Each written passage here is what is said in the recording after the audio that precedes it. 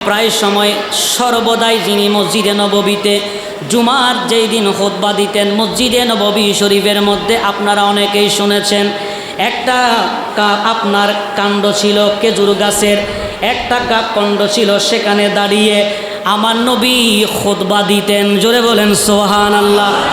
মহিলা আসলেন, আসার পরে বলছেন, ইয়া রাসূলুল্লাহ, আপনি এই খেজুর গাছের ডালটা আপনি একটু সরিয়ে দেন, আমি আপনার জন্য একটা সুন্দর মিম্বার বানিয়ে দেব।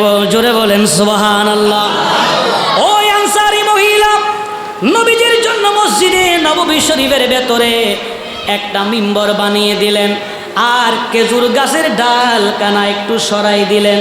এমন সময় যখন নবীজি যখন ওই মিম্বরে যখন দাঁড়ালেন, হঠাৎ করে খেজুর গাছের ডাল থেকে একটু একটু করে কান্নার আওয়াজ আসতেছেন। জোরে বলেন সুবহানাল্লাহ।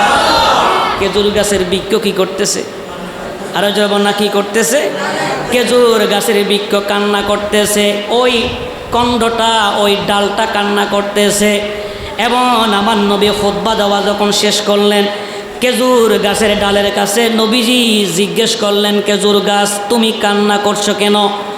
তখন খেজুর গাছের ডাল ডাক দিয়ে বলেন, ইয়া রাসূলুল্লাহ, দয়াল নবীজি আমার,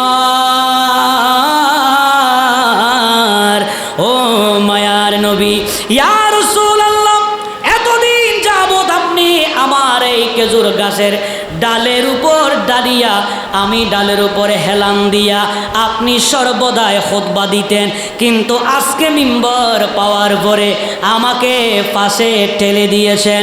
এই জন্য আমি খেজুর গাছের কণ্ড, খেজুর গাছের ডাল আমি কান্না করতেছি। জোরে বলেন সুবহানাল্লাহ। আর একটু জোরে বলেন না সুবহানাল্লাহ। আমার নবী খেজুর গাছের ডালকে ডাক দিয়ে সান্ত্বনা দিয়ে বলছেন, এই খেজুর গাছ, সেই জন্য তুমি কান্না করছো? খেজুর গাছের ডাল বলে, হ্যাঁ ইয়া রাসূলুল্লাহ, এতদিন খুতবা দিয়েছেন আমাকে হেলান দিয়া, আজকে মিম্বর পেয়ে আমাকে সরিয়ে দিলেন। এবার আমার নবী বলেন, খেজুর গাছ তোমার কাছে জানতে চাই। বলে কি? বলে খেজুর গাছ তুমি বলো, তোমার কাছে আমি জানতে চাই, তুমি কি দুনিয়ার জমিনে থাকতে চাও? আমি দুনিয়ার জমিনে যদি তুমি থাকতে চাও, আমি তোমাকে নিয়ে মরুভূমির মধ্যে আমি আবার স্থাপন করে দেব, আমি আবার রোপণ করে দেব। তোমার রোপণ করার সাথে সাথে তুমি আবার জিন্দা হইয়া তোমার কাছে খেজুর ধরবে, মানুষ দোকান থেকে খাইয়া উপকৃত হবে। জোরে বলেন সুবহানাল্লাহ।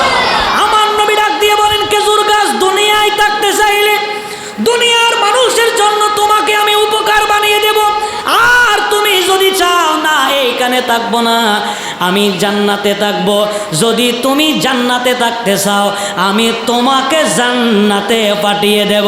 সেখানে আমার উম্মত যারা আছে, জান্নাতবাসী যারা আছে, তুমি খেজুর গাছ থেকে জান্নাতি ফল তারা ভক্ষণ করবে। জোরে বলেন সুবহানাল্লাহ। আর একটু জোরে বলেন না সুবহানাল্লাহ।